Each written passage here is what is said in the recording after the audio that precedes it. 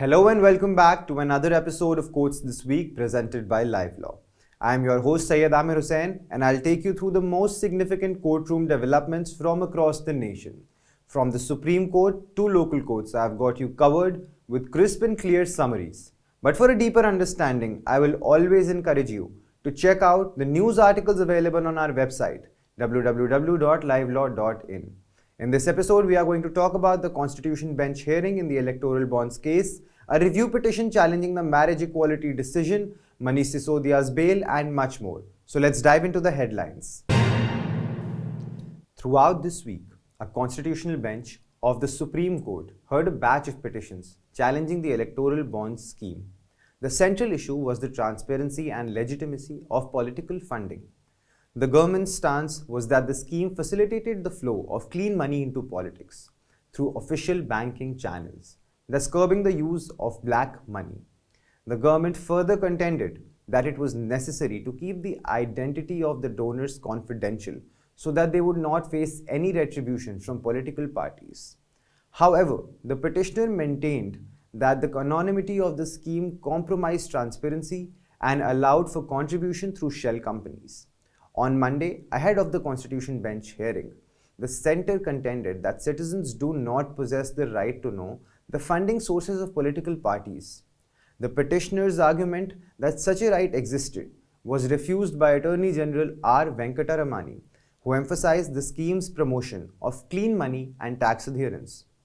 Tuesday witnessed arguments by senior advocate Kapil Sibal and advocate Prashant Bhushan, who highlighted how the scheme skewed the level playing field between the ruling and opposition parties. Wednesday's proceedings included an intervention application from the Dalit Panthers Party, which was not entertained by the court. The day also featured the government's explanation of the scheme's intended role in bringing in clean money to politics. On Thursday, the bench posed critical questions to the government, expressing concerns about the selective anonymity of the donors and the potential for kickbacks.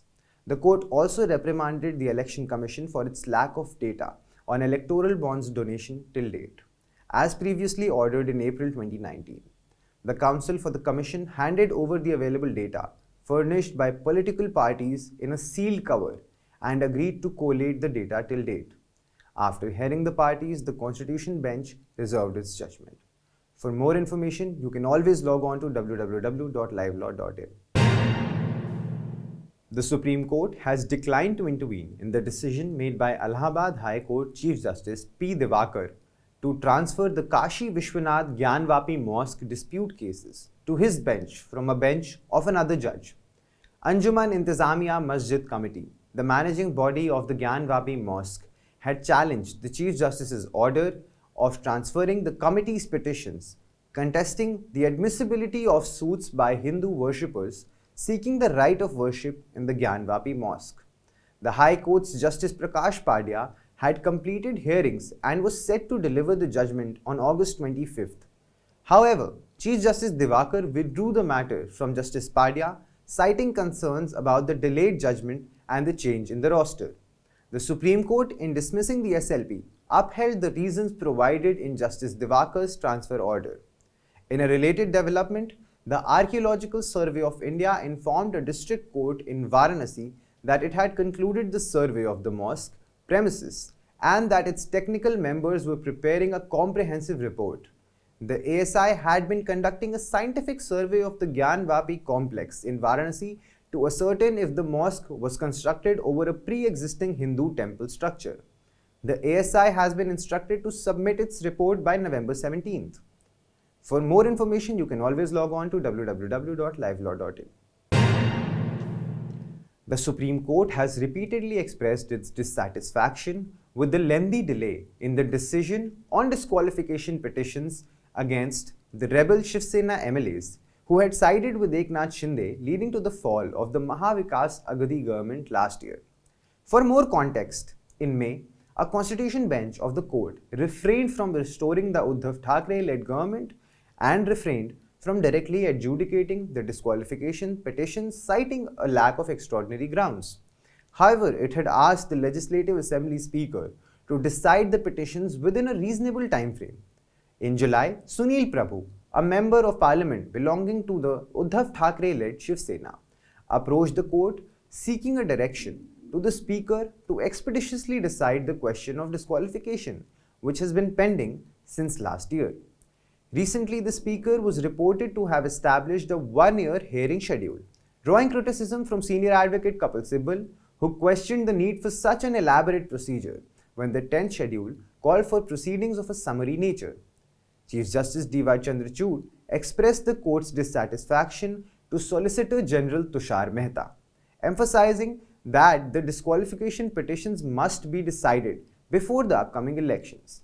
On the last occasion, in October, the court directed the Speaker to take a decision within 2 months, highlighting the urgency and the potential consequences of continued delays.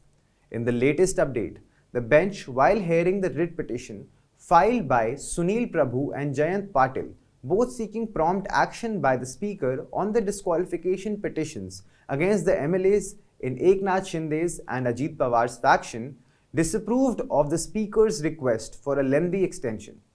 The bench accordingly directed the Speaker to decide the disqualification petitions related to the Shiv Sena rift by December 31st of this year.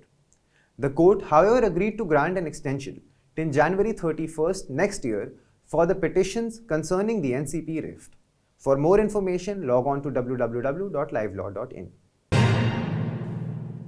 In a highly anticipated decision, the Supreme Court has dismissed the bail application of former Delhi Deputy Chief Minister Manish Sisodia in the Delhi excise policy scam case. This case revolves around the 2021 excise policy in the national capital, which was initially designed to revamp the liquor trade and enhance revenue, but was later revoked following allegations of financial irregularities.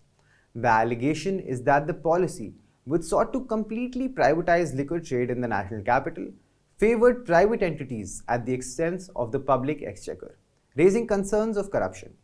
Manish Sisodia, along with several others, have been under investigation by both the CBI and ED in connection with this and has been in custody since February this year. The verdict delivered this week by a bench of Justices Sanjeev Khanna and S.V.N. Bhatti upholds the earlier decision of the Delhi High Court denying Sisodia bail in both cases. However, noting the government law officer's submission that the trial would be concluded within 6 to 8 months, the court clarified that if within 3 months the trial proceeded sloppily or slowly, then Sisodia would be entitled to file for bail again. The Supreme Court had issued notices in Sisodia's petition in July and reserved judgment earlier this month. Senior advocate Abhishek Manu Singhvi represented Sisodia in the proceedings. The investigation into the alleged irregularities are currently ongoing. For more information, you can always log on to www.livelaw.in. This week, the Supreme Court heard a writ petition filed by Aam Aadmi Party leader Raghav Chaddha challenging his suspension from the Rajya Sabha during the monsoon session.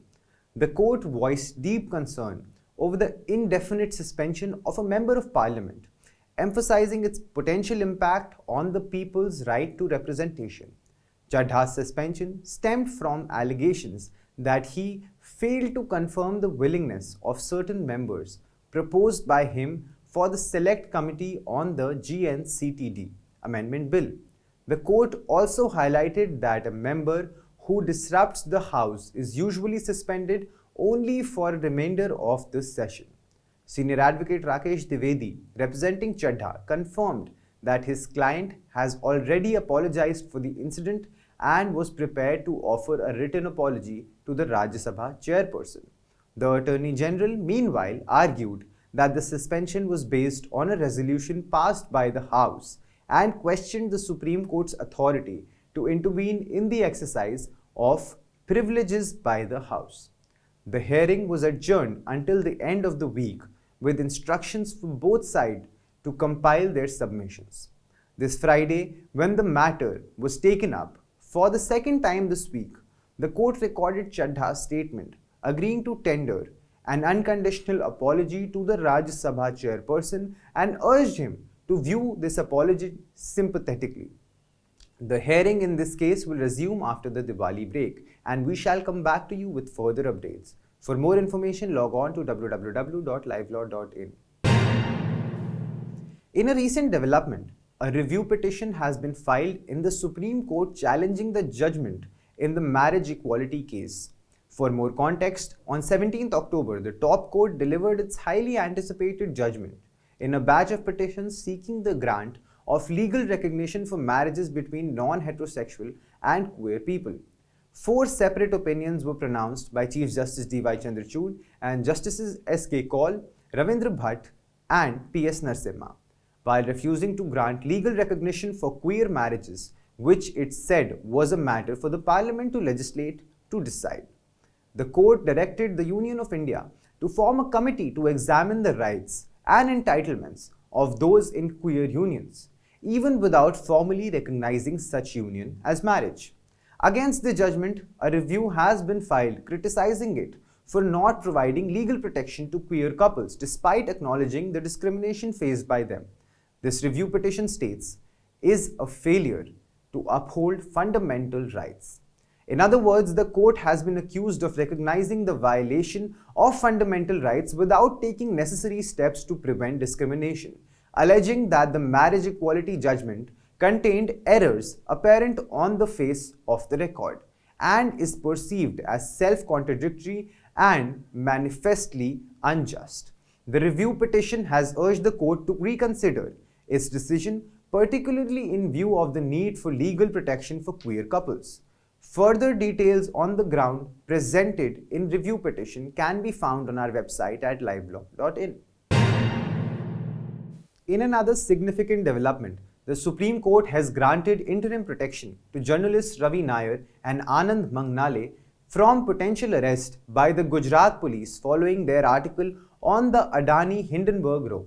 In January, the US-based Hindenburg Research had accused the Adani group of manipulations and malpractices, prompting Nair and Mangnale to co-author an article published on the Organized Crime and Corruption Reporting Project's website. Subsequently, they received notices from Ahmedabad's crime branch in October, summoning them to appear in person for a preliminary inquiry based on an investor's application.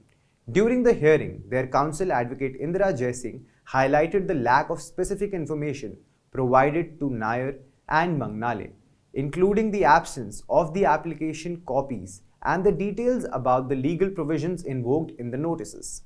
Their request for additional information from the crime branch was met with the response that the documents would only be furnished upon their appearance for questioning. After considering the counsel's submission, the court issued notices on both petitions and granted the journalists interim protection from any coercive action. For more information, log on to www.livelaw.in.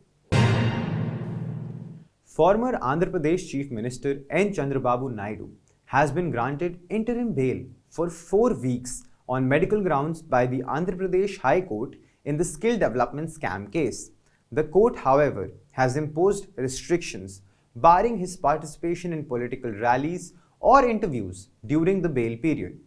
Naidu has spent more than 50 days in Rajamundry jail in connection with the alleged embezzlement of approximately 371 crores from the Andhra Pradesh Skill Development Corporation through fictitious companies during his tenure from 2014 to 2019. Last month, the Andhra Pradesh High Court dismissed Naidu's quashing plea, in which he had argued that the CID had failed to obtain prior approval from the governor as required under the Prevention of Corruption Act. It's worth noting that a special leave petition challenging this decision is pending before the Supreme Court. For more information, you can always log on to www.livelaw.in. And now, an update on the controversy surrounding the use of the acronym INDIA by a coalition of 26 opposition parties. If you remember, a PIL was filed in the Delhi High Court against the use of this acronym and accusing the Election Commission of India of inaction of prior representations against such use. This PIL seeks to restrain political parties from using the acronym and urges the Election Commission and the Union Government to intervene. The Delhi High Court has issued notice in the PIL earlier in August. Now, the ECI has filed a counter affidavit stating that it lacks the authority to regulate political alliances under the Representation of People Act. It referred to a previous decision of the Kerala High Court, which established that there is no statutory provision mandating the constitutional body to oversee the operations of political alliances. However, the ECI clarified that its response should not be interpreted as a statement on the legality of using the acronym. For more information, log on to www.livelaw.in. That wraps up this week's legal news roundup. But before I go, I have a little request from the entire LiveLaw team. We are an independent, fact-driven media organization that is committed to fearless and ethical journalism. To keep delivering your daily and weekly legal updates, especially in this dynamic audiovisual format, we need your support. So don't forget to do the fantastic 6. Give our video a thumbs up. Share it with your family, friends, classmates, and colleagues. Make sure you're subscribed to our YouTube channel. Drop your thoughts and feedback in the comments below. Tap that bell icon to get your notifications. And lastly, swing by our website at www.livelaw.in for our in-depth reports. I am your host Syed Amir Hussain, and I will see you again next time.